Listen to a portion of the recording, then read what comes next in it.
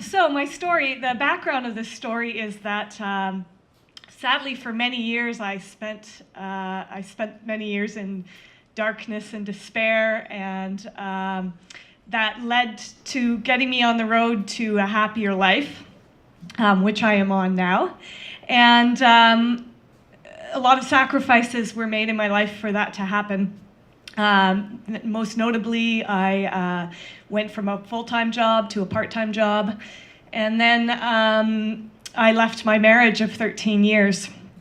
So I found myself with absolutely no money and no place to live. And although those were really hard things, I did have a sense of adventure, and I was happy to be free. And so I didn't really mind when I took a place in my friend's storage closet, essentially, in her basement with a styrofoam wall. And when that didn't work out, I wonder why. I didn't mind so much moving in with a stranger who ate all my cereal. But after about a year of that, feeling displaced and being essentially homeless, it started to grate on me. And my sublet was coming up, and I needed to find another place, and I was having a really horrible time doing that because I had no money, and it's Toronto. And so at some point in this whole thing, someone asked me to do a Habitat for Humanity build. And I thought that really made sense. I'm homeless, and I can help these people who are far more deserving get a home. And I decided that I could use my story to solicit money from people for this, because they ask you to raise money for the project. So on Facebook, I put postings about it, and told my story and the problems I was having, and told the people who love me, homelessness is a problem close to home, and I said, although you may not be able to help me get an apartment, karmically you can put this into the world, and it will all come out in the wash. And so I raised over $500 in a week and a half, and I went off and I did this build. And after that day, I was really exhausted, but I went on Craigslist because I had about 2 weeks to find a place to live. And on Craigslist, I found the perfect place. It was in Roncesvalles, which was a neighborhood I loved. It was in the low end of my budget, and it was really cute, and it was perfect. And so I sent off an email to someone, and I quickly posted it on Facebook, and I told all of my friends and family, this is the holy grail of apartments for me. Everybody, please think positively that I will get this place.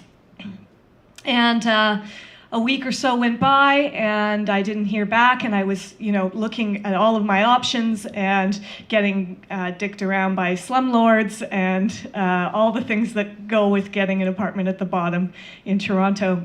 And I began to despair. And I was talking to a friend on the phone, and I was very overly dramatic, and woe is me, and people are mean, and all of that, and really feeling sorry for myself.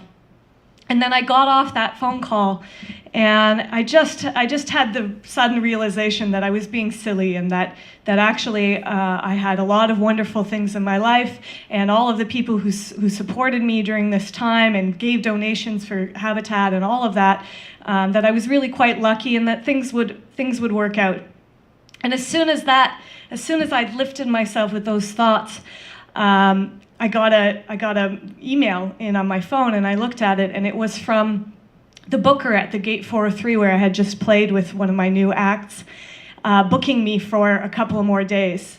And to me, that was sort of instant karma. I had thought positively, and there it was being reinforced that yes, I was doing the things I wanted to do with my life.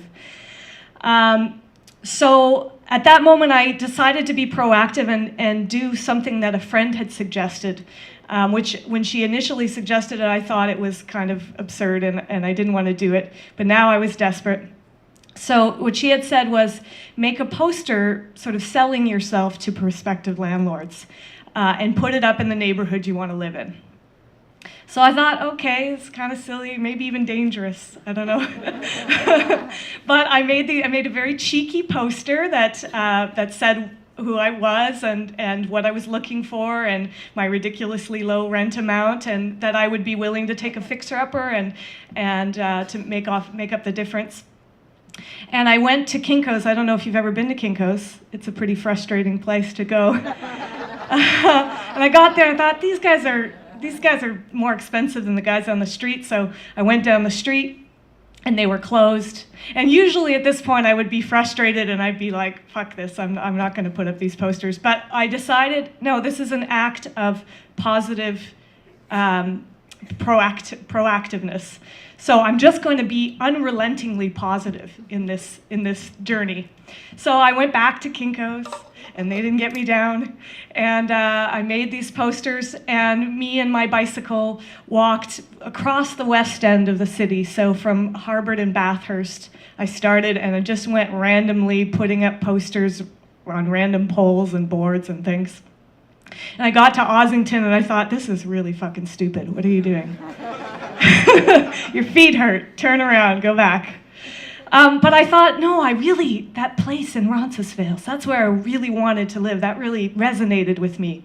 And so I said, okay, you're just going to do this. You're going to go to Roncesvalles. And so I went and I sang a folk song under my breath and was really quite cheery through the whole thing.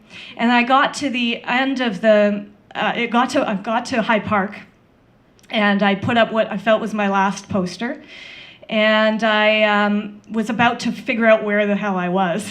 And I looked at stopped to look at my GPS, and it started to rain, which was kind of strange to me because it was really a beautiful day. There was no sign of rain whatsoever. But a couple drops turned into a downpour. And so I just happened to be standing next to a tree that had really great coverage, and I just stood under it, and I was perfectly dry. And as I was standing there, these two ladies who had also been caught in the rain on their evening walk stepped under the tree with me. And so I just started chatting with them, and I told them what I was doing with tape and posters. And I handed a poster over to one of the ladies, and she told me to take down a phone number, and I took it down, and I said, who's the number for? She said, it's for me. I think I have the apartment that you want. Which was pretty shocking. And I was really exhausted. Okay, I'd walked 4 hours, and I kind of felt dreamlike. And so I took the number and I made arrangements to call her the next day. There was a miracle in itself. But then I called her, and I explained the difficulty I'd had in finding a place, and she said, and I told her about the Habitat for Humanity build, and she said, oh, that's really lovely because I've done 2 Habitat for Humanity builds myself. And I thought, well, that's great. There's a bow on it. And then we kept talking, and I said, well, I'm a singer, and I'm going to be singing at Gate 403 in a month. And she said, oh, really, Gate 403? That's really interesting because my best friend is the booker there, which was the woman that had sent me the email. So it was kind of Twilight Zone-y now. And so I was pretty sure I would like the apartment. But I did think, like, wouldn't that be really shitty if it was like another basement or something? But I made arrangements with her to see the place, and she gave me the address. And it was on the same street as the place I had posted on Craigslist. And it wasn't that place. It was far, far better. And she gave it to me at a much reduced price with the arrangements to do work around the house. And so that's my beautiful story. And actually, in the telling of it, it is kind of part of the story, because this just happened. October 1st, I moved into this apartment. So this happened, and then I told it on Raconteurs.